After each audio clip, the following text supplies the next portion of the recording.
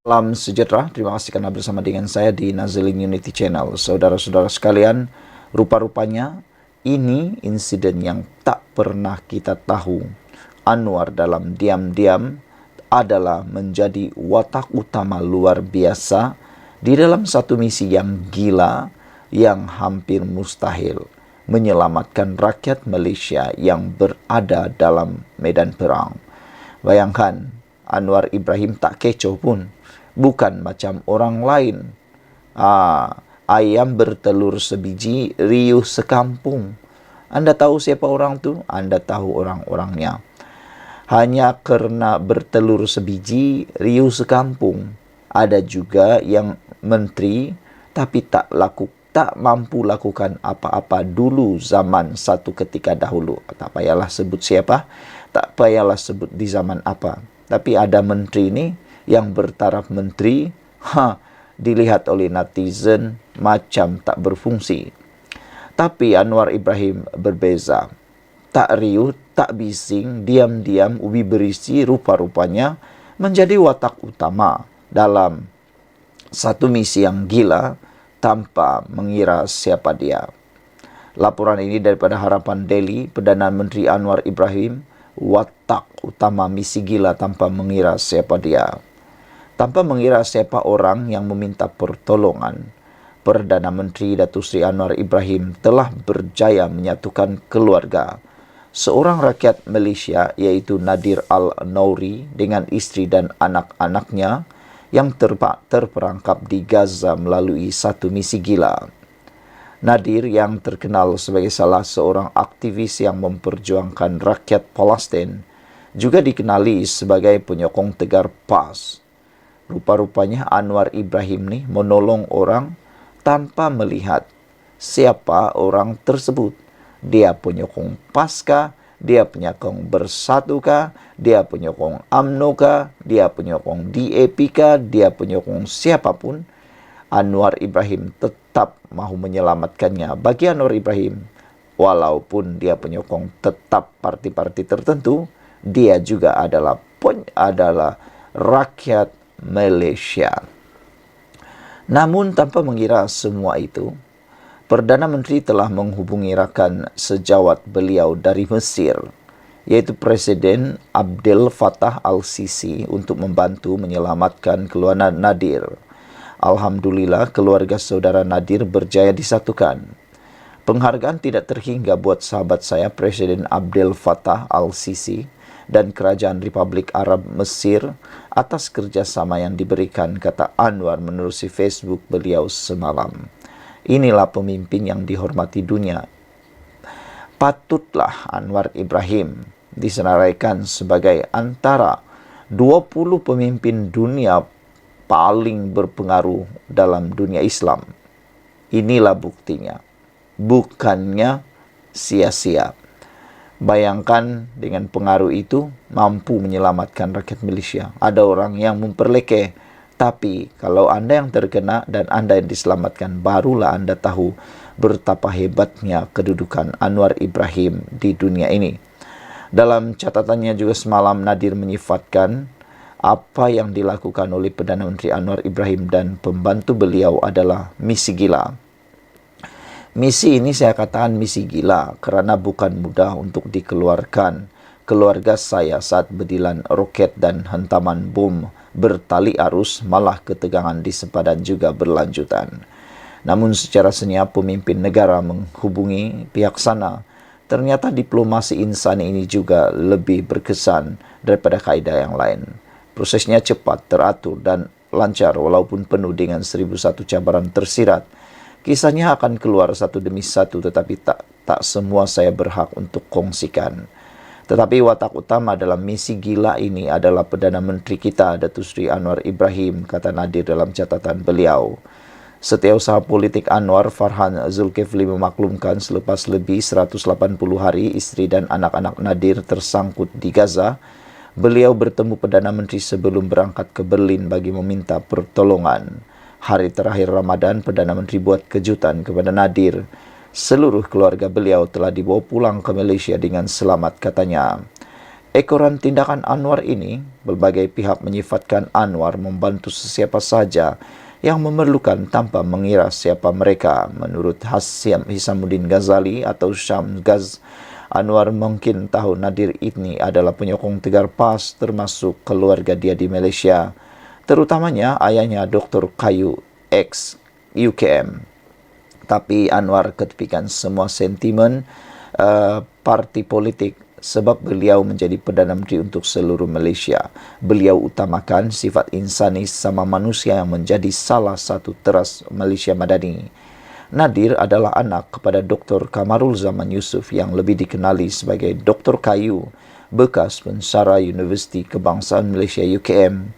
Beliau juga adalah bekas setiausaha Dewan Ulama PAS ketika Datuk Harun Taib adalah ketuanya. Bagus Perdana Menteri X ketepikan semua warna parti, tidak kira siapa beliau tolong. Harap sangat pihak PAS pun kena rasional. Jika Perdana Menteri ke-10 buat benda baik, pakat sokong juga katanya. Bagi Khairul Basri M. Arif, Nadir ini penyokong Tegar PAS. Tapi bagi Perdana Menteri X, Nadir juga adalah rakyat Malaysia. Sebagai Perdana Menteri kepada rakyat Malaysia, Perdana Menteri ke-10 tidak teragak-agak bantu siapa sahaja. Itu yang membezakan Anwar Ibrahim dengan Perdana Menteri yang lain yang lahir di Malaysia, tulis beliau. Sekian dulu untuk kali ini. Jangan lupa tinggalkan komen anda, tekan butang subscribe. Kita jumpa lagi. Bye-bye. Salam sejahtera. Terima kasih kerana bersama dengan saya di Nazilin Unity Channel. Siapa yang tak kenal dengan Alif Sukri, usahawan terkenal di Malaysia yang juga dikenali dengan kekayaan-kekayaan beliau. Alif Sukri mempunyai kekayaan yang luar biasa. Alif Sukri juga mempunyai perniagaan yang juga luar biasa. Alif Sukri juga dikenali sebagai orang yang suka menimbulkan pelbagai kepanasan, kontroversi yang panas, dan suka pula mempost pelbagai kontroversi di dalam media sosial beliau. Yang terkini ialah berkait dengan tarian beliau dan lagu raya yang turut menarik perhatian ramai orang, termasuklah Ketua Pemuda UMNO Malaysia iaitu Akmal Saleh yang turut menggesa mengajak netizen untuk memboikot produk Alif Sukri gara-gara tarian beliau yang dikatakan telah pun melukakan hati ramai orang. Hari ini, Alif Sukri terima satu lagi tamparan yang luar biasa. Tamparan ini bukan calang-calang. Sudahlah, Alif Sukri, produknya diboikot. Kali ini pula, tamparan yang lebih besar ialah apabila beliau disaman dengan nilai 70 juta ringgit. Saudara-saudara sekalian, kita tak tahulah, adakah Alif Sukri mempunyai uang yang cukup membayar 70 juta ini sekiranya beliau kalah di dalam saman fitnah ini. 70 juta bukan satu nilai yang kecil. Ini nilai yang sangat besar. Ditambah pula Alif Sukri sekarang ini produknya juga telah diboikot. Kalaulah penjualan produk Alif Sukri mengalami kemerosotan, mampu lagi ke Alif Sukri bangkit semula? Siapakah orang yang bersungguh-sungguh? Siapakah orang yang mempunyai keinginan, keberanian menyaman 70 juta ini? Dan apa pula ceritanya? RM 70 juta. Itu jumlah tuntutan saman daripada Tan Sri Abdul Kadir Sheikh Fadzir terhadap ahli perniagaan Datuk Seri Alif Sukri Kamarul Zaman atas dakwaan memfitnah. Wow. Orang yang menyaman Alif Sukri ini bukanlah calang-calang. Rupa-rupanya Tan Sri, orang yang bergelar Tan Sri iaitu Abdul Kadir Sheikh Fadzir atas dakwaan memfitnah. Bekas Menteri Kebudayaan, Kesenian dan Kebudayaan itu memfailkan saman selaku pelanatif terhadap Alif Sukri 37 tahun sebagai defendant pada 6 September 2023. Abdul Kadir 84 berkata usahawan berkenaan mengeluarkan kenyataan fitnah di Instagram pada Facebook dan Facebook pada 2 Julai 2023. Beliau mendakwa kenyataan itu membawa maksud antaranya Planatif berhutang dengan defendant jutaan ringgit. Gambar Planatif juga diletakkan pada kenyataan yang mengundang komen negatif daripada pembaca. Selain tuntutan 70 juta ringgit, Abdul Kadir meminta ganti rugi yang dinilai mahkamah dan perintah supaya defendant memberi aku janji bertulis tidak akan menyiarkan sebarang fitnah terhadap Planatif.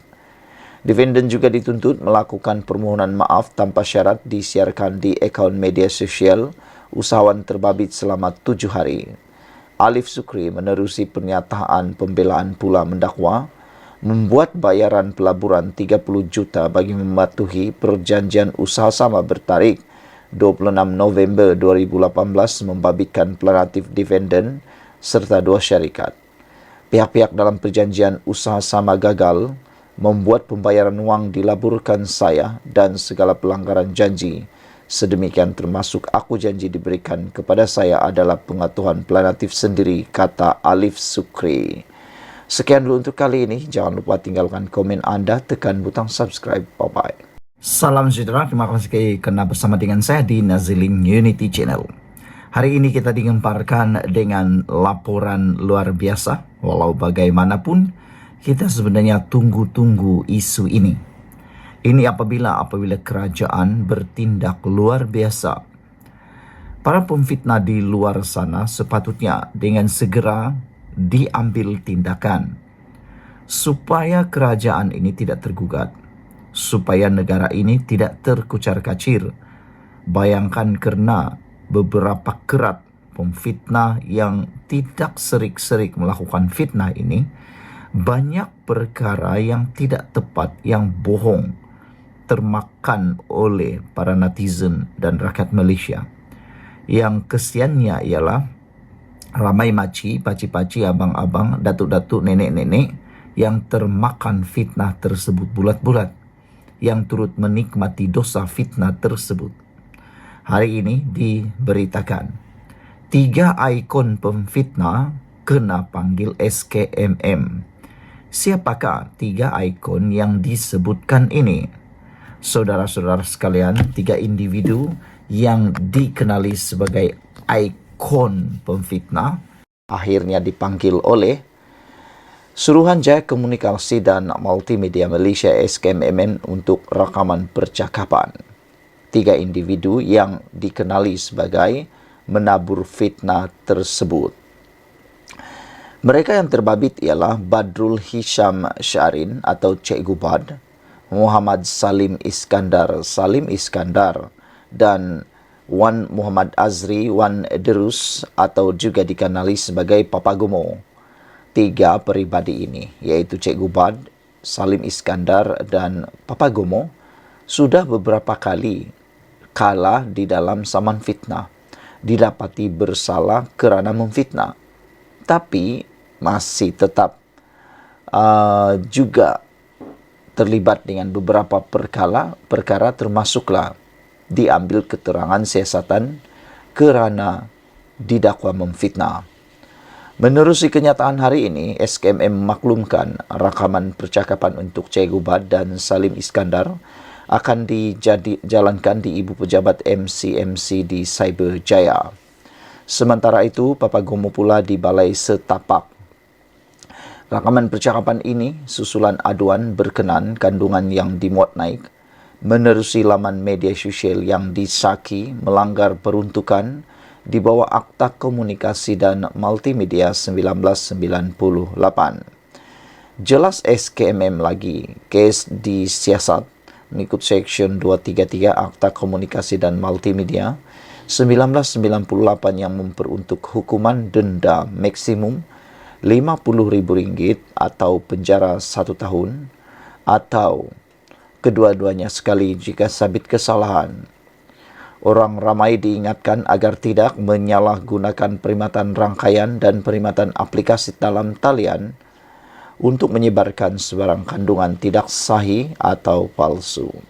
Saudara-saudara sekalian, dengan laporan yang unik dan luar biasa ini, ramai juga netizen yang sebenarnya suka ramai netizen sebenarnya yang menanti-nanti laporan seperti ini, yaitu 3 ikon pemfitnah kena panggil SKMM. Akhirnya dirakam percakapan. Orang-orang yang dimaksudkan ialah Badrul Hisham Syari atau Cikgu Bad, Salim Iskandar, dan paling penting sekali ialah Papa Gomo. Sekian dulu untuk kali ini. Jangan lupa tinggalkan komen anda, tekan butang subscribe. Bye-bye. Salam sejahtera, terima kasih karena bersama dengan saya di Nazilin Unity Channel. Akhirnya sekali lagi Tun Mahathir tiba-tiba tampil menyatakan sesuatu yang luar biasa. Kali ini Tun Mahathir kata, adakah Anwar dan keluarga juga diarah jelaskan semua harta? Saudara-saudara sekalian, untuk makluman Anda semua, Anwar Ibrahim adalah antara ahli parlimen yang pernah terdahulu membuat pengisytiharan harta sebagai ahli parlimen. Kalau itulah yang dikehendaki oleh Mahathir, sebenarnya Anwar Ibrahim telah pun membuat pengesahan dan juga pengisytiharan harta. Saudara, adakah persoalan daripada Tun Mahathir ini semata-mata untuk mempertahankan diri ataupun sekadar semata-mata untuk mengalihkan perhatian netizen berkait dengan isu siasatan kekayaan keluarga Tun Mahathir? Dr. Mahathir Mohamad mempertikaikan SPRM berhubung dakwaan siasatan terhadap kekayaannya. Menjadi pertanyaan sekarang ialah, berani kerana benar, takut kerana salah. Kalau benar Tun Mahathir tidak mempunyai apa-apa masalah, buat apa nak takut, kata netizen. Biarlah SPRM melakukan menjalankan tanggungjawab mereka. Dan untuk perkara berkait dengan kenyataan untuk membuat siasatan terhadap kekayaan Anwar Ibrahim dan juga keluarganya, sebenarnya itu telah dilakukan oleh Anwar Ibrahim. Jadi apa lagi sebenarnya yang dikehendaki? Bekas Perdana Menteri itu turut mempersoalkan sama ada SPRM juga mengarahkan seterunya Perdana Menteri Anwar Ibrahim dan keluarga untuk menjelaskan harta seperti yang dilakukan terhadap anak-anaknya. Pada pendapat netizen, mereka kata, tak apalah kalau betul SPRM nak siasat keluarga Anwar Ibrahim, silakan, kata mereka. Kerana ramai yang yakin dan percaya bahawa tiada masalah untuk Anwar Ibrahim disiasat. Kerana sebelum ini Anwar Ibrahim telah pun mengisytiharkan harta beliau. SPRM kini sedang dalam proses menuntut pengisytiharan aset daripada 2 anak Mahathir, iaitu Mokzani dan Mirzan. Bagaimanapun, kedua-duanya mendakwa Mahathir adalah sasaran sebenar siasatan rasuah itu. Satu dakwaan yang tidak disahkan atau dinafikan oleh SPRM. Dalam kenyataannya hari ini, Mahathir berkata bahawa notis SPRM yang dihantar kepada Mirzan menyatakan bahawa Suruhanjaya itu mendapati dia telah melakukan kesalahan di bawah Seksyen 23 Akta SPRM yang meliputi penyalahgunaan kuasa. Setakat saya tahu, saya tidak pernah disiasat. Tetapi notis SPRM menyatakan saya melakukan kesalahan, kata Mahathir. Mahathir berkata bahawa dia telah memulakan saman fitnah terhadap Anwar tahun lepas kerana dakwaan dia mempunyai harta berbilion ringgit. Hingga sekarang, Anwar tidak dapat tunjuk bukti saya memiliki berbilion ringgit. Ini bermakna hingga sekarang saya belum didapati bersalah, kata Mahathir lagi. Jika SPRM ada bukti, tunjuklah, katanya lagi.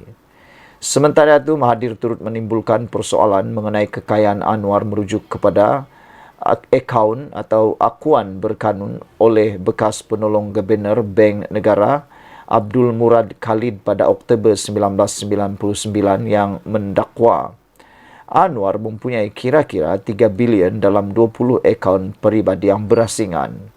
SPRM pada Januari lalu berkata Badan Pencegah Rasuah BPR sebelum ini telah menyiasat dakwaan terhadap Anwar itu ketika Mahathir menjadi Perdana Menteri. Siasatan mendapati tiada kes terhadap Anwar. Jadi, apalagi sebenarnya yang Mahathir mahukan?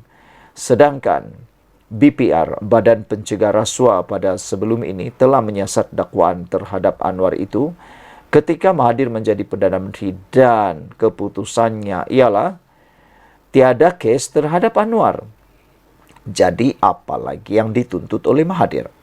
Bekas Perdana Menteri itu bagaimanapun tidak berpuas hati dengan perkara ini. Apa sebenarnya yang memuaskan hati Tun Mahathir?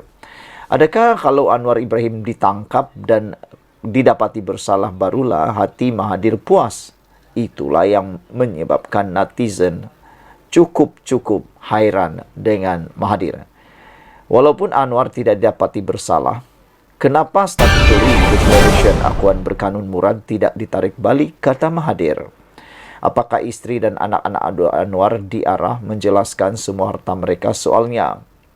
Pada tahun 2012 dilaporkan Murad menarik balik akuan berkanun dan menuduh BPR memaksa dia menandatangani dokumen tersebut.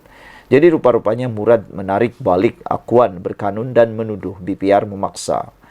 Sementara itu Anwar, istrinya, Dr. Wan Aziza Ismail dan anak sulung mereka Nurul Izzah telah mengisytiharkan harta sebelum pilihan raya umum ke-15 sebagai sebahagian daripada usaha PKR untuk membuktikan ketelusannya. Jadi, apalagi yang Mahathir mahukan? Anwar Ibrahim, istrinya Wan Aziza dan juga anaknya Nurul Izzah telah mengisytiharkan harta. Anwar sendiri mengisytiharkan pada masa itu aset bersih sebanyak 11,18 juta. Aset bersih Wan Aziza ketika itu ialah 1,36 juta, manakala aset bersih Nurul Izzah ketika itu ialah 808.761 ringgit Malaysia.